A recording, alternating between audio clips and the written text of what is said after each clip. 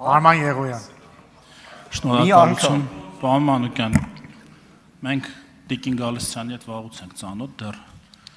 դեմ ենք օտարալեզու դպրոցների, ասում ենք Տիկին Գալստյանի հետ դեռ վաղուց ենք ծանոթ, դեռ դեմ ենք օտարալեզու դպրոցների վերաբացման շարժումից, որտեղ պայքարի նույն կողմում էինք, այնպես որ իր մասին շատ հարցեր չունեմ տալու, իրեն բավականին լավ ճանաչում եմ, բայց այս հարցում դաշնակցության մասին, քանի որ դաշնակցությունն է իրեն հիմա ներկայացնում, երեկվա իմ ելույթը Սփյուռքի վերաբերյալ ալեկոծել է հայ դատի, գրասենյակի, հույդար մնացած շարքերը եւ ի պատասխան ես միշտ այսպիսի բան եմ լսում, ասում են դե իրենք պաշտպանում են հայկական շահը, հայկական շահը, հայկական շահը։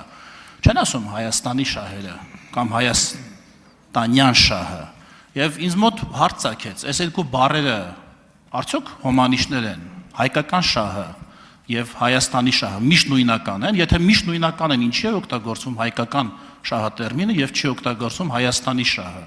Իսկ եթե հակադիր կարող են լինել երբեմն ժամանակ առ ժամանակ, ապա այդ երկուսից ո՞ր մի շահը պետք է գերադասի հայ քաղաքական գործիչը Հայաստանում։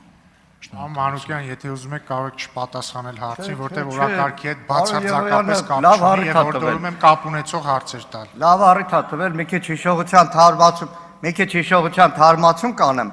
Պարոն Եղոյան, նախ երեք դուք ահավոր վատ եւ շատ գրեհիկ եք արտահայտվել հայ ժողովրդի, Հայաստանի Հանրապետության տասնամյակներով շահը սպասարկող մեր ազգային կառույցների նկատմամբ։ Մի վարքյան էլի։ Այստեղ դուք կարտահայտվեցիք Եվրոպայի հայդատի գրասենյակի մասին, Գասպար Կարապետյանի մասին։ Գիտեք, սենց ասեմ, կարծում եմ ամեն նորմալ դաստիարակություն ստացած մարդ միշտ պետքա նախ մեծին հարգի,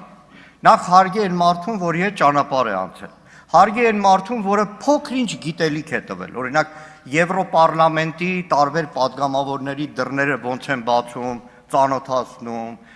տպավորություն էր, որ դուք ընդհանրապես այդ ամեն ինչի հետ կապ չունեք,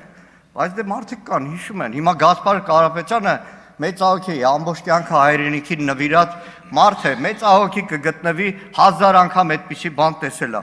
բայց մի հատ ելույթով անդրադառնալու եմ, բայց մինչև ելույթը, որ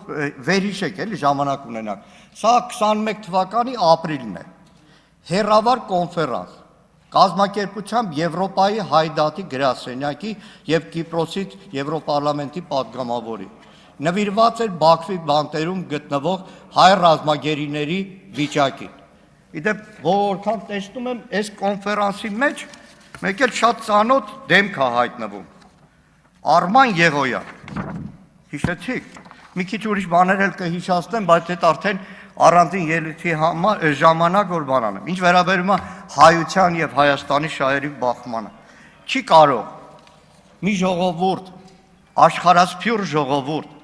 որը իր համար հակառակ ապրում է Միացյալ Նահանգներում, ապրում է Լիբանանում, ապրում է Սիրիայում,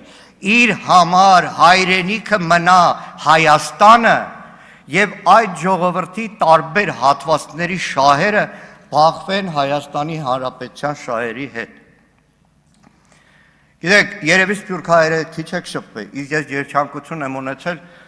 18-19 տարեկանից ապրել այդ մթնոլորտում, լինել Սփյուռքի շատ գաղթօջախներում, ուղղակի դուք չեք ճանաչում։ Այդ մարդիկ ծնվում են, ծնվելուց հետո օրորոցայինով հայրենիքի հետ են կապվում։ Իդեպ ասեմ, տարբեր մեր ուղեկից կազմակերպություններով միայն այս տարվա ընթացքում շուրջ 3000 երիտասարդ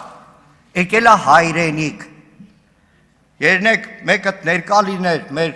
ավանդական էլի պատմական Հոմենեթմենի հայ մարմնակրթական ընդհանուր միության, որն արդեն 100 տարեկան է, ընդհանուր միության համահայկական բանակմանը Բյուրականում։ Փշաքաղվել կարելի է, թե ոնց այդ օտար ափերում մարդն այդքան հայ կարող է լինել։ Արձագանք։ Պարոն Մանուկյան, ես ձեր հարցից, ձեր պատասխանից հասկացա, որ հայկական շահը եւ Հայաստանի շահը իրար չեն կարող հակասել, դա լրիվ նույն բանն է, ըստ սահմանման։ Այդ դեպքում ինչի նույնիսկ դուք այս ձեր խոսքի մեջ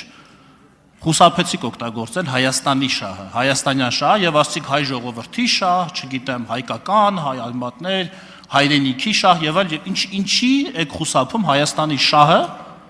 բառակապակցությունը օգտագործելուց, եթե այն լրիվ իդենտիկ է հայկական շահի հետ։ Շնորհակալություն։ Պարոն Եղոյան, 90 թվականի ապրիլի 17-ին Արցախից վերադառնալու հաջորդ օրը, երբ որ ընդունվել եմ դաշնակցության շարքեր, երթում եմ տվել, ինչպես իմ ընկերները, ծառայել Հայաստանի եւ հայության ազատագրության դատին։ Երթում եմ տվել, որպես պատգամավոր են երթվել Հայաստանի շահը սպասարկել, որպես դաշնակցական, որպես մարդ, որպես քաղաքական գործիչ ես եւ իմ ընկերները անցնող բոլոր տարիներին այդ շահի համար ենք ապրել, ցավոք սրտի իմ շատ ընկերներ, կուսակից ընկերներ նաեւ նահատակվել են։ Արայիկ Հարությունյան։ Շնորհակալություն, պարոն Մանուկյան, երեք տիկին